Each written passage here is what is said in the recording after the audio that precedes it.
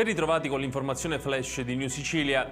In apertura il progetto del ponte sullo Stretto, sul quale è intervenuto l'assessore regionale alle infrastrutture e ai lavori pubblici Alessandro Aricò, che ha dichiarato è l'opera di maggior rilievo strategico per la Sicilia. Per questo, come governo Schifani, ci siamo sin da subito attivati per operare in affiancamento insieme alla Regione Calabria, al Ministero delle Infrastrutture, per definire l'aggiornamento della progettazione e avviarne la realizzazione.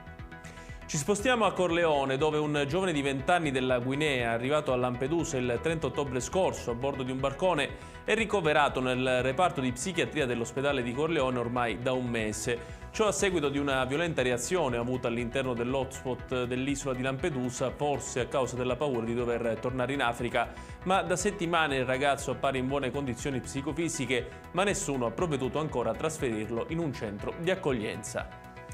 Ora a Palermo, dove nell'ambito della campagna Salva l'Arte, Legambiente Sicilia questa mattina ha posto una targa sull'inferriata che delimita lo spazio in cui sorgeva Villa Deliella nel 63° anniversario dell'inizio della sua distruzione. Qui fu edificata tra il 1908 e il 1909, eccellente esempio di architettura Liberty progettata da Ernesto Basile. Nella notte del 28 novembre 1959 iniziò la sua vile distruzione per mano e volontà di delinquenti avidi senza scrupoli, protagonisti del cosiddetto sacco di Palermo. Questo quanto si legge nella targa.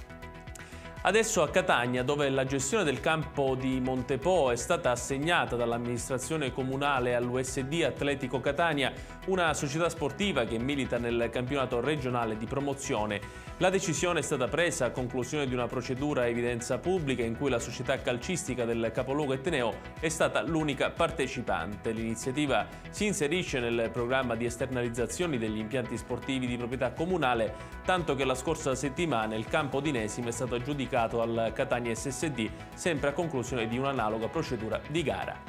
Ed è tutto per questa edizione. Il prossimo appuntamento col TG Flash alle ore 20.